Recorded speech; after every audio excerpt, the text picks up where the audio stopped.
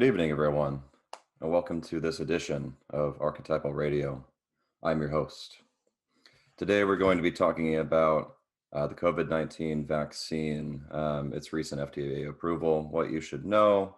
Um, I'm essentially going to try to give you as thorough or as best an overview as I can, so that you, the individual, the citizen, can make the personal decision of whether or not you want to receive the vaccine. And to follow that up, this does not constitute medical advice in any way. This is just my opinion. I do have some credentials, which I'll list here in a second, that kind of give some sort of background or can give, at least a little bit of a grounding to all the things that I'm going to say. But yeah, just be aware of that. This is not meant to be medical advice. Don't take it as medical advice. This is just for your information to try and help in aiding the decision, particularly amongst a cultural phenomena that is very pervasive in the sense of like there's definitely a huge cultural zeitgeist to get the vaccine. Obviously, that's partially related to the fact that there is an ongoing pandemic and that people would like to feel safe going out, and knowing that they're not transmitting it, knowing that they're not giving it to vulnerable populations, that sort of thing. So there's a lot of things to take into account here with regards to this whole situation. I think it's been really difficult to get a sane glimpse um, into all of this because there's just it's just a very weird phenomena. So let's just get right into it. So to start out with just my background, I have a bachelor's in neuroscience from the University of Texas at Dallas. I was pre-med there, and I also have a master's in medical science from the University of North Texas Health Science Center. And that was obviously very medically inclined. That was a program meant to kind of get you ready for medical school if you didn't make it in the first round, or if you were like me and you were like still kind of deciding what you wanted to do. So I got a year in a very intensive medical training program, and part of that was getting glimpses into what the institution was looking at. And a lot of that was related to health disparities, particularly amongst minority populations. Minority populations always suffer more from chronic disease, from obesity, from heart disease. Pretty much the wide panacea of culturally endemic illnesses that we see in the United States tend to crop up more in communities of color. And so let's just start with, so the FDA recently approved the Pfizer vaccine. And this is something that I really want to commend the FDA for. There was tremendous pressure from many groups to kind of, really rush the process, get it done quickly. And I think that the FDA did their due diligence and really took the time to go through the data to hold off on approving, and of course no other vaccine has been approved yet at this point. So we're a little over a week out now from the Pfizer vaccine being approved, and of course the Moderna and Johnson & Johnson vaccines are still under emergency use authorization, have not been given FDA approval, but I imagine that they're in the coming weeks, coming months, they will also be approved. And so, applause to the FDA for doing that under such immense cultural pressure. And there's a lot of, the FDA has its process to ensure that dangerous products don't make it into the circulation. Thanks to the FDA, thalidomide, that was one of the big ones in the 1960s, where there was a lot of cultural pressure to really get that approved. Thalidomide was marketed for morning sickness. It prevented morning sickness quite effectively, very effectively, actually. The only downside, of course, was that it produced really catastrophic birth defects. Like having four fingers coming out of your armpit, having no arm, that sort of thing. And there's a lot. there was immense pressure from a lot of women's rights groups at the time, because a lot of European countries had already approved it and were putting it into the market for their citizens. So people in the United States were like, hey, like Sweden's done it. These other European countries have done it. This is you just really want to be you want women to suffer, and that's why you're not approving this. And the head of the FDA at the time, the president, was actually a woman, and I'm actually going to look up her name here so that we can have that little detail. But she basically drew a hard stance and said, you know what, can't in good conscience, we don't have the studies quite yet to make a determination on whether or not this is safe. And she caught a lot of heat for that. Frances Oldham Kelsey is her name. And yeah, so Frances, she really held the line there.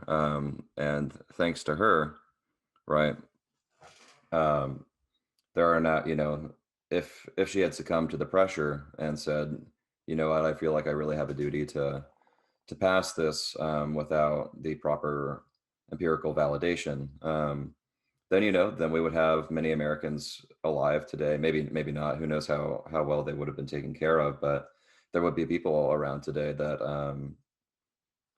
suffered from these birth defects that were related to thalidomide, and that they would have been you know, I hesitate to call them a burden because, of course, it's always good to have diversity in your population, but I think that all of the people that were born with these birth defects would probably state, I really would have rather had full use of my arms, or had a fully functioning body, or had a formed and symmetrical body. And you can argue that, like, yeah, there was a lot of social pressure. There were probably outcasts as freaks and things like that. Doesn't take away um, from that kind of dark side of the social fabric. But I think even barring that, even if they had been well supported, it's just nice to have a fully functioning human body, and we'll kind of get into that as we go further on. And so the main issue that I want to discuss today is vaccine mandates. And my stance on these is that they are unethical in any case, because we should have enough trust in the institutions to be able to say with some degree of confidence that, okay, the FDA has approved this thing. Now I know that it's safe, and now I can make a more informed decision on whether or not I want to get this thing. Um, and it's a very, it's people are going to write this off as a simple issue. It's like, you just need to get it. And my take on it is that I think that the vaccine is a good way to shore up collective immunity, essentially, particularly since our population is so unhealthy, and their innate immune system is rather has really been taken from them, and they don't have the capacity to be able to deal with pathogens like this. Absolutely, if you are one of those vulnerable people, if you are obese, if you have a chronic illness, if you are immunocompromised in any way, if you have a respiratory condition of any sort, the vaccine should absolutely be at the top of your mind, um, and you should probably be leaning towards getting it. Of course, that's your personal choice, and what happens to you and what happens to the people around you are consequences of that. Um, but that's the kind of the crux of the issue, is that you have one side saying, COVID-19 is not necessarily the most virulent pathogen that we've ever seen. And many speakers, many thinkers have spoken to this in terms of, this is the most benign pandemic that we could have ever hoped for. Um, that might seem callous in the face of the over 4 million people that have died as a result. Those numbers, I think, are questionable, particularly how the CDC was reporting deaths and comorbidity, particularly during the early stages of the pandemic.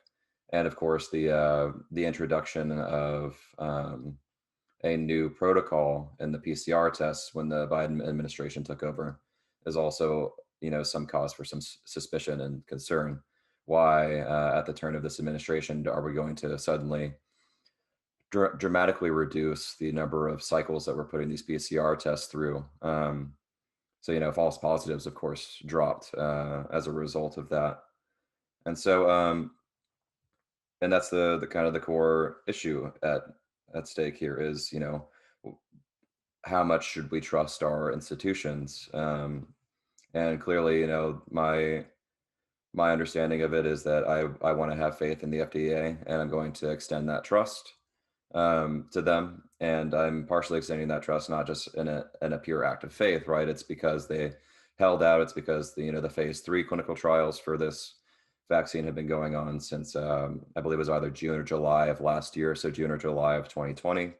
So in addition to over 12 months of clinical data, of course, there was the emergency use authorization that occurred in either mid-December of last year or January of this year.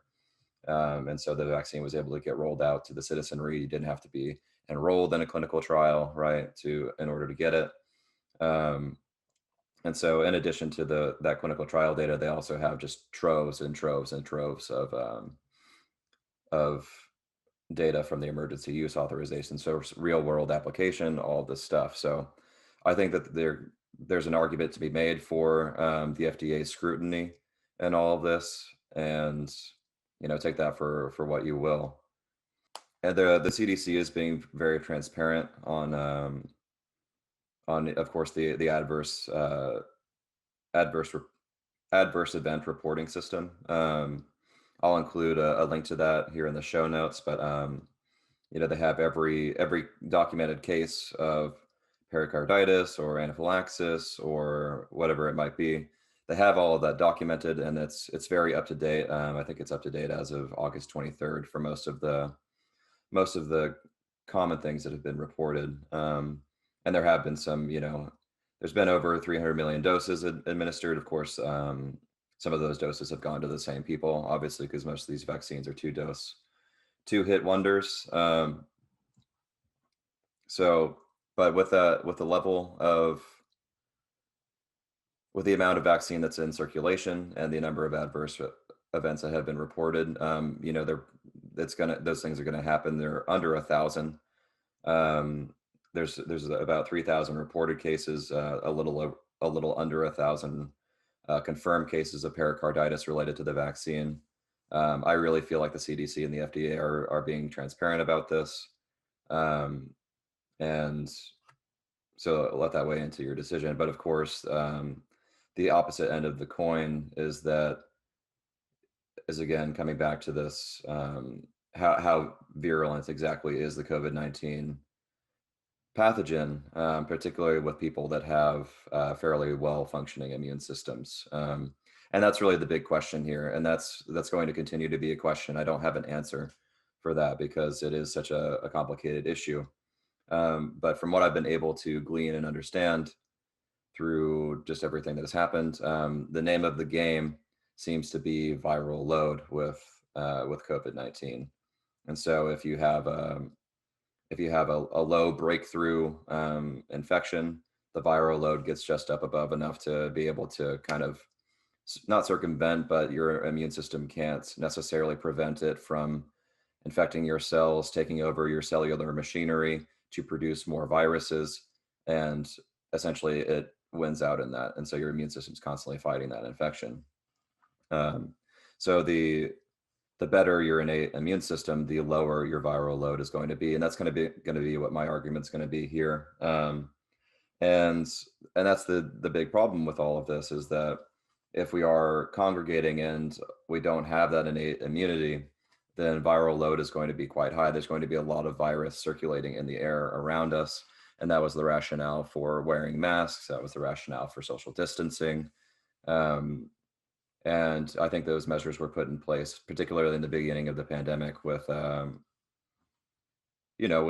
think with good effect. And I think that the 4 million people that have died, I think it would have been a lot more had we just been really laissez-faire about it.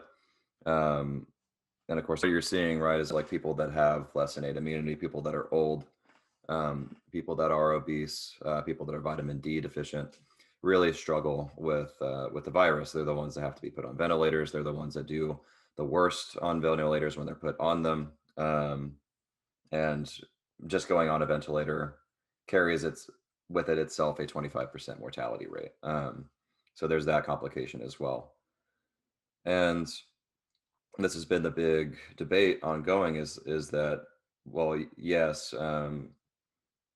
the vaccine is spreading and hurting people, but it doesn't seem to be hurting people as much that are healthy, right?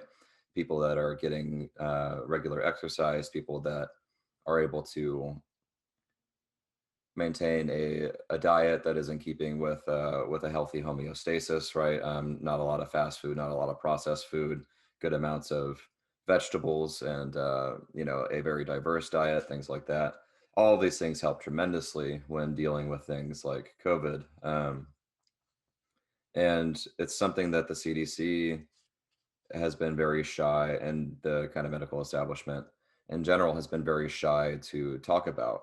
Um, and that's a huge source of mistrust. Why would you not be saying things like that? Why would you not be saying things like, if you breathe through your nose, that you'll be lowering your chances of getting COVID? Because, of course, if you're breathing through your nose, it doesn't just go through.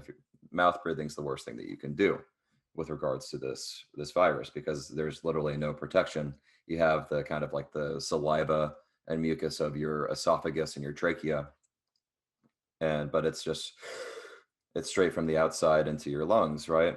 And with nasal breathing, you're getting way much more. So just to give you a kind of an idea of what's going on behind the hood in your face, it's going through. So you can see them right here. There's a bunch of like hair and mucus right in the insides of your nostrils, which serves as like an initial filtration.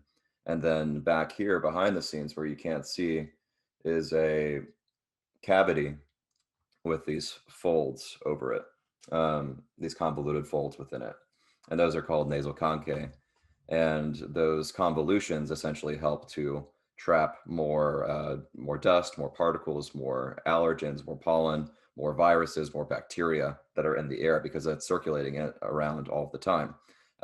If you think that germs don't exist, there's literally incalculable amounts of them around you, on the surfaces, in the air, in the dirt, and not all of them are bad. These, your own biomass is not even chiefly comprised of your own cells. A lot of your biomass is actually coming from bacteria, and fungus and other things. So we are an ecosystem. You don't need to be afraid of germs and bacteria and viruses unless you want to be afraid of your own shadow, right? These things comprise you. You are a part of them. They are a part of you. And in this, there's a lot of distrust being propagandized from these big institutions, because they don't want you to trust your innate immunity. They want you to trust them. They want you to trust their pharmaceuticals. They want you to trust their treatments. They want you to engage in these treatments, because that's what keeps the show going. And just one more thing on the nasal cavities is that our body is so brilliantly put together. The way that the cavity is arranged, it introduces this turbulent flow, so that not only is it coming through this cavity, you're getting this extra pathway down into your lungs, this extra filtration pathway, but it actually makes it to where the air passes through over and over again, so that you're getting this turbulent flow. You're getting multiple exposures, multiple passes over this conchae. And I have not heard anyone from a big institution talk about that. I've heard, fitness influencers and things talk about that, but just absolutely nothing on what you can do free and in your own behavior to mitigate the spread of the virus. And something that I noticed with wearing a mask is that it makes it much easier, or it makes me much more inclined to breathe through my mouth. And so I have to be much more conscious about breathing through my nose. I noticed that, of course, the mask introduces a pressure onto the nose that makes it more difficult to breathe through your nose. And so I'm going to say right here, is that your innate nasal immune pathway is much better than a cloth mask for filtering out particles. Now, it could be, I'm going to argue also that nasal breathing through a mask is the best, but no one's talking about that. If you're breathing through your mouth through a mask, it is worse than breathing through your nose without one. And, there would have to be studies on that would need to be done. That's just my hypothesis. I don't know this for a fact, but this is my understanding through my experience, through my education. And I think that, this is about imbuing the trust in the body again. And so, and this is why it's not ethical to mandate, because what they're essentially saying is that, people are too stupid, or people are too, don't know what's good for them in essence. And so they're saying, I'm going to tell you what's good for you. And, never mind whatever distrust you have in the institution or in me as an institution. You stupid hillbilly, you just need to get the vaccine. So that's a huge problem. And, you could cite it as like it's this American, democracy, or it's this American way of life. It's capitalism, that people are so individualistic and like can make up their own decisions about these things. But this is the idea, is that we should be able to have some degree of trust. There needs to be more transparency, and quite frankly, the medical institution and the intersection of capitalism, the medical market, and the government has been really hair-raising, really alarming over the last century, but over the last half century in particular. You can look at, in the 1960s, 4 out of 5 doctors were recommending Lucky Strike cigarettes, right? Because, and it's not like they didn't know that smoking was bad for you. They just didn't want that hit to the market. These tactics are pretty pervasive. We could look at unleaded gasoline too. This is a really fantastic piece of scientific history. This was also during the 1950s. And, big oil was that, on every gas pump, it says unleaded, unleaded, unleaded, right? So back then there was leaded gasoline. And I forget whether it was an additive or whether it was just like a part of the refining process, but lead was in gasoline. And one of the scientists working for the oil corporations was saying, there's a lot of lead in the air. I think it's related to the fact that there's lead in our gasoline, and the fact that we're burning it and, sending it up into the atmosphere. And what the board members essentially said was, no, there's no way that you can prove, right, that there's no way that you can prove that the lead in the air now is any worse than it was 10,000 years ago, or whatever it might be. And they really discouraged him from investigating this. And in fact, he had to leave the institution and undertake his own kind of independent study. And through his own independent study, digging for core samples, he developed clean room technology to be able to purify the air so that it didn't interfere with his sensors, right? So he develops clean room technology. He goes digging for these ice samples where it has not had contact with the air for, tens of thousands of years, whatever the case might be. And he was able to ostensibly prove, at the massive cost of his own reputation and career, that, of course, not after this happened, but, no one was encouraging him prior to this. But he had to take this massive undertaking to prove that, of course, that the lead in gasoline being burned and combusted in engines was contributing to levels of lead in the atmosphere.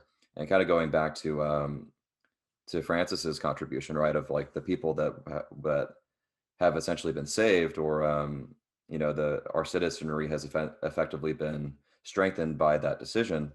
Can you imagine the consequences of another 10, 20 years of continuing to pour lead into the atmosphere? I don't know if civilization would have survived that, because of course there's all sorts of mental things that happen with lead poisoning, and with systemic lead poisoning to the entire global population. Someone might have pulled that nuclear trigger in the 1980s, 1990s. And civilization as we know it now could ostensibly not exist. So the contribution that this man made in contradiction to his own field, um, is incalculable. And this is the kind of thing that we're dealing with now, is that these institutions do not want healthy citizens, because healthy citizens for them means bad business. And this is kind of like an argument for and against capitalism in a way too, because this is a very like a narrow utilization of capitalism, because it's solidified and it's cut off, and it's not right. It's promoting the wealth of a few at the expense of the citizenry. I mean, more than half of our population in the United States is obese. More than half of us are suffering from some sort of chronic illness. Um, Many people are vitamin D deficient, despite the fact that you can get it from the sun. All of these things, and so there's a massive incentive for these institutions to essentially attack innate immunity and to attack the body and attack the feminine. And this is kind of what's been in the air for a long time too, is this kind of patriarchal disposition, and this is what's happening, and people don't realize it. It's very, very odd. Of course, I was living in San Francisco prior to the pandemic. I came to Austin in January of 2020 to essentially enjoy the freedom that Austin provided. And there was a lot more personal stuff that was going on at the time too, but I'm not going to get into that. That's not for y'all. And of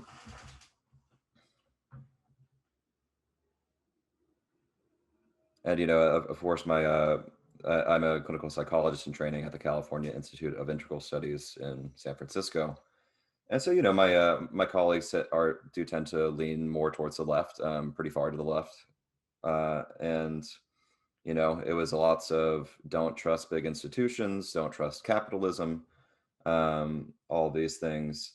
And then, now a couple of years later in this pandemic, it's very odd to see everyone so enamored with the fear propaganda, um, and to really be trusting and to really be pushing the vaccine as a way. And I don't disagree with them is the thing. I think that this is something that every citizen, regardless of their health, should consider getting, particularly now that it's approved. Again, I'm not dictating whether or not you should. I'm just saying, it'd probably be a good idea to consider it. And those of you that think that the government's putting microchips in us, or it's a hydrogel, or that it's going to cause infertility, I don't think that there's a great basis for that. I think that if there was a problem with fertility, we would know about it by now. Um, yeah, I don't think that there's a way that you can engineer uh, a delayed sterilization process. But perhaps there is. The world is infinite, but I also don't think that that would be very good for us in the long run either. Particularly with the number of people that are getting it, right? So I think that those claims are fairly unfounded. It certainly makes sense why people would be afraid of that, right? But I don't think it's something that you should be worried about. I think you should be worried about getting the virus, and of course, like increasing the viral load, uh, hurting people that are more at risk. And that's the hard tightrope to walk here, is like how much do we sacrifice for our citizens, our fellow citizens who are obese, who are chronically ill. And you could argue that they made some choices that have put them in the position where they're in. And I will affirm that to the day I die. There were personal decisions that were made, and there's certainly environmental factors that weigh in on that too. If you live in the inner city and you live in a food desert, you're going to be more likely to be obese. And the personal choice, or it becomes much harder to make a personal choice in that position. And that's kind of where the rubber meets the road. How do we solve those problems? How do we develop the infrastructure so that people that are obese, people that are chronically ill, they can get the resources that they need to be able to learn how to eat again, because that's such a crucial thing that we don't really learn how to do. I know in my own upbringing, my parents really struggled to know how to feed us with trying to balance work and raising a family, taking time for themselves, all of that. And we really didn't know how to eat. I was pretty obese at the age of 15, and it took me a long time to develop to to start exercising, and it took me even longer to develop a better diet. And I still kind of go back and forth and have periods where I don't eat so well, but I also have the resources now to be able to say, like, okay, this is good for me. This is what I need to do. I'm feeling bad, and so therefore I need to look to the food that I'm eating to be able to feel better and to be a healthy whole self. And the infrastructure for a lot of that stuff is lacking, and I don't think that that's particularly accidental.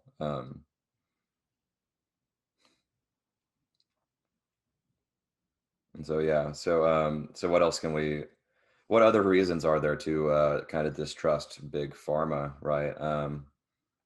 And the intersection of big pharma, the government, and the medical enterprise. So I'll give this anecdote, this personal anecdote, as a way of kind of illustrating what I'm talking about, the kind of pill solution that we've been fed. Um, and so during my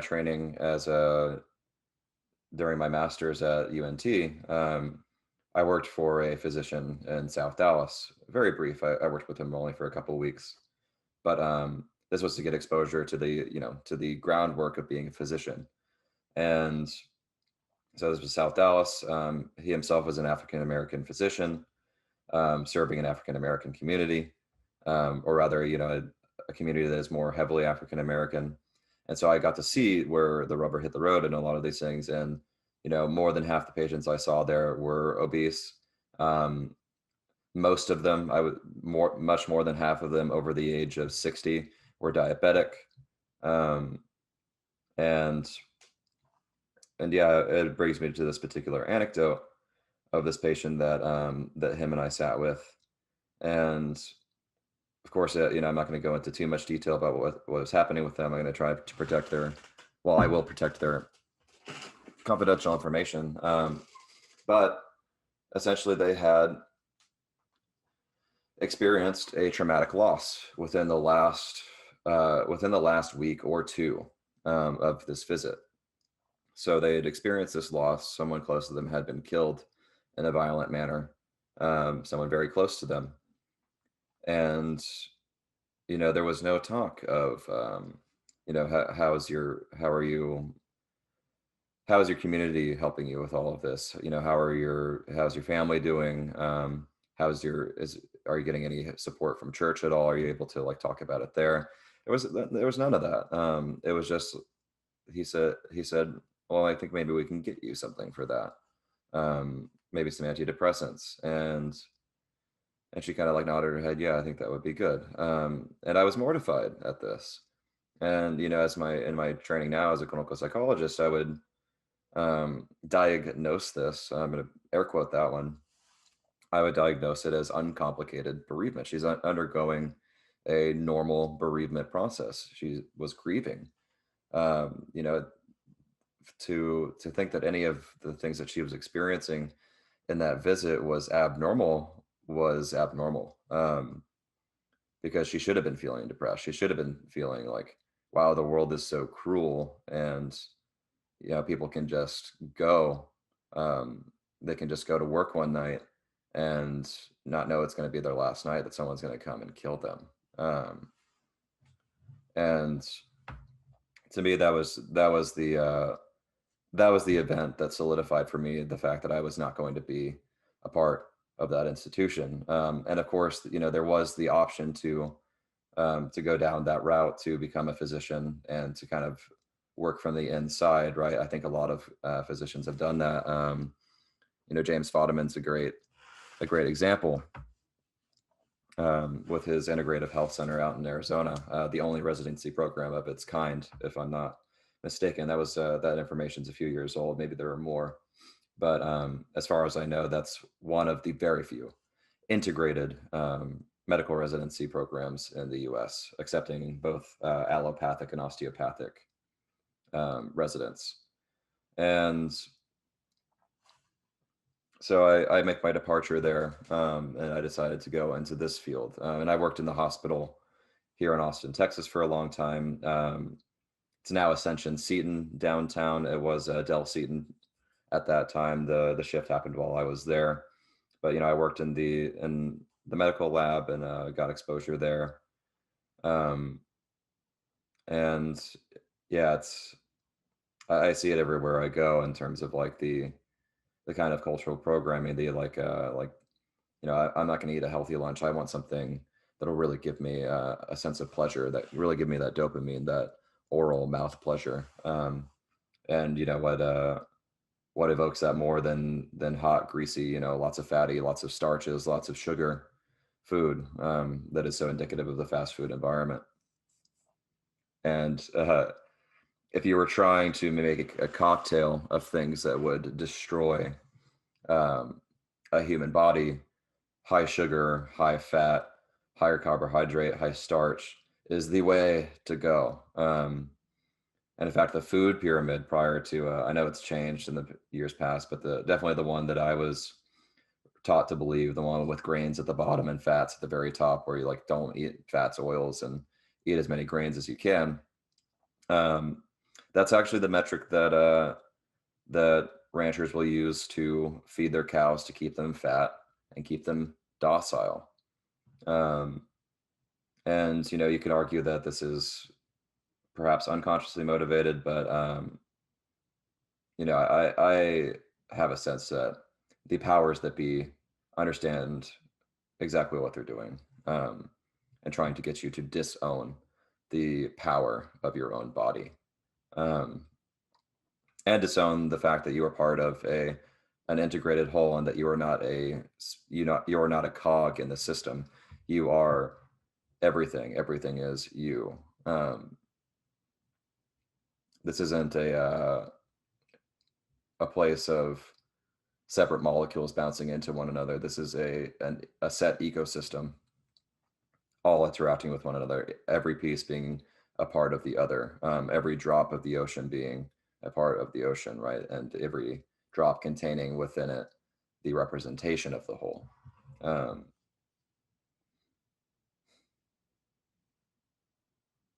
And so, yeah, if you are finding yourself, kind of distrusting these institutions, then you have good reason to do so. I've cited those two examples. Of course, chronic illness, obesity, diabetes are all still rising. We've approved, blood pressure medication for adolescents rather than trying to actually, solve the root problem, which is the culture in which we're set.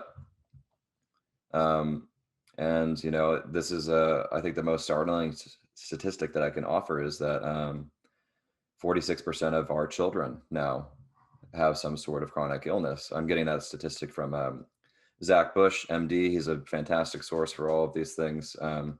I'll trust him on his sources there. But if you feel like that's too high or you don't trust that number, you're free to investigate that. But 46%, almost half of children have a chronic illness. And, you have to look at that and kind of wonder what the fuck is going on with this world that we're living in. Why are children who are just literally the most adaptive creatures on the planet, why are they succumbing to chronic illness and in their formative years? And it's largely because they're being disconnected from the earth, and they're being disconnected from their innate immunity. Parents don't want to let their children roll around in the dirt because they're afraid they'll get sick. It's like, No, actually, them rolling around in the dirt is what's going to keep them from getting sick because they're going to integrate all of these microbes from the environment. That's what they're doing. I watched a talk with this really great physician, a rural physician, and he had a young kid, 3 years old. He wasn't quite talking yet. He was constantly sick, very weak, and all of these things. And his advice to the parent of this child was to, oh, you don't let him roll. It's like, oh, let him go roll around in the dirt. Get some water, get some mud for him to play in. Let him eat it if he wants to, because that's the innate intelligence that's coming out. And that's the integratory function of us being within this environment. And that's an argument that you could make for COVID as well. And that there was a study that came out recently in which, it was argued that natural immunity and that the evidence supported that natural immunity is more effective than vaccine immunity.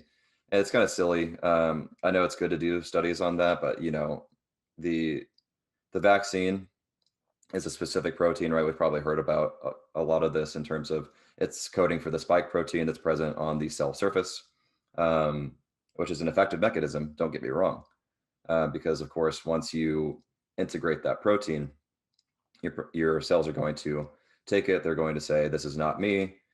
This is not self, right? This is not part of the system," and um, and then they're going to develop antibodies. They're going to develop memory responses to that protein, so that when they encounter it again, there's a kind of like an uptick. The immune system says, "Oh, we've seen that. We don't like that. We're going to attack that." Um, and so it seems kind of silly that you would have to do such a study and say that a natural immunity is better because, of course, you're not just getting exposed to the spike protein with natural immunity. You're getting exposed to the full antigen set. So the various other little proteins that are on the cell surface, and then of course your cells are phagocytosing or eating, devouring the virus particles. They're taking those in, they're pulling them apart, and they're also using that as a way to codify and to be able to develop an immune response to that. So you're not just developing an immune response to the spike proteins, you're developing an immune response to a whole set of viral antigens and viral genome. Um, and so that's the argument for natural immunity there. And of course, it helps to be able to have this extra buffer, this vaccine buffer, because that will help to lower viral load in the body. That'll help prevent the breakthrough infection, right? Because if the viral load is kept to a manageable state, then boom, you don't develop symptoms, and your body continues functioning as it has always done, which is in constant battle with various pathogens within the body. And of course, we know that things like chickenpox, things like I forget the other ones, but like staph infections, like they never go away. They're always endemic within the body. It's just whenever the immune system fails to fails to maintain the proper balance, that those things start to crop up as shingles in older age, or as a resurgence of a staph infection, right? So you are an ecosystem. Your body is constantly doing battle. You don't need to be afraid of pathogens. And so, yes, the vaccine can be helpful in limiting that viral load. It's not as effective as innate immunity, and or rather, it's not as effective as natural immunity to the actual virus. Um, and of course, if we're out and interacting, and that's why we have to pay some attention to how we do this, because we don't want to just flood our social circles, right? We want to be able to kind of have a measured way of interacting so that we're getting multiple exposures to the actual pathogen, but not enough to get into that breakthrough infection to where we start showing symptoms, or to where, of course, we have to be hospitalized or put on a ventilator. I think also, of course, with the cultural zeitgeist, there's a tremendous, pull to, if you start to develop symptoms, like, oh, I need to go to the hospital. And of course, the hospital is probably the last place you want to be if you're developing an infection, because of course there will be other patients there. The viral load there is quite high, all that stuff. And so that's kind of the case that I can make. That's it, the information that I can provide for whether or not you as an individual want to get the vaccine. I think it's a good idea. I don't think that you're giving over a fact of your any sort of physical sovereignty. The mandate portion, again, I will rally against that forever, because the idea is not that we should be distrusting the citizenry. It's we should be alert to the fact that the institutions have not given us enough reason to trust them. You know, I was incredibly distrustful, and it was because of this vehement narrative of you need to get the vaccine, the unvaccinated are the problem, um, and there's no other way. And it's like, well, there is a way, and we're not doing them, and we need to be doing them in conjunction, not just the vaccine solution. We need people to be healthy. We need people to, be giving. We want people to be, their fullest self, and I kind of touched on this a little bit earlier, but I want to open it back up again, of the argument for and against capitalism, because the argument against is that, of course, this sector has gotten very kind of closed off and is exploiting the population, right? And that's the kind of Marxist interpretation of capitalism, that it's purely exploitative, and meant to just enrich the elite. But the the beneficent side of capitalism, the side of capitalism that I think that most people who want to see differences made in the world and who are not interested in perpetuating the narrative or perpetuating the patriarchy, right? The idea is that you want to increase the net level of capital, because capital is our way of kind of like extrapolating value, right? Um, and so what we should be doing, what we should really be focused on, is increasing the human capital of our nation, of our citizenry, right? And that entails a strengthening of of the human body, of the human will, of personal sovereignty, um, and that's exactly what Big Pharma does not want, because if you do that, then their business evaporates, but the citizenry grows and the citizenry becomes more capacious. The citizenry is able to do more. And so, therefore, the amount of capital that we could collectively uh, generate or accrue would be far more, would be far greater than, this kind of limited system that we're contriving ourselves to.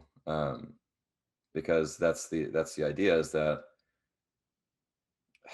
it's so hard to navigate, because there is the tendency for power to get solidified, and for for a small portion of the population to take a more than proportional share of the resources, capital, whatever, because then that's nice, right? You can live a very aberrant life. You can travel a lot. You can live in big houses and not worry about societal problems. You can there's all of that there's all of that available, and I feel like it's partially in response to an idea that if we were to open up and to trust one another and to really spread the wealth, that we wouldn't be able to do that, that there wouldn't be as much personal freedom. And I think it's actually the opposite. I think if we open up, if we instead of having these kind of closed off exploitative systems, if we have open and generative systems, right? Where And I have no idea what that looks like. That's why I'm having this conversation with you right now, because the solution, the solutions to our collective societal problems, communal, city, state, nation, global, are not easy, and I think that they are beyond the scope of any one individual to be able to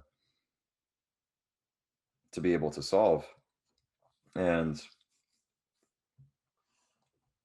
um, but I have a stern faith that if we have faith in our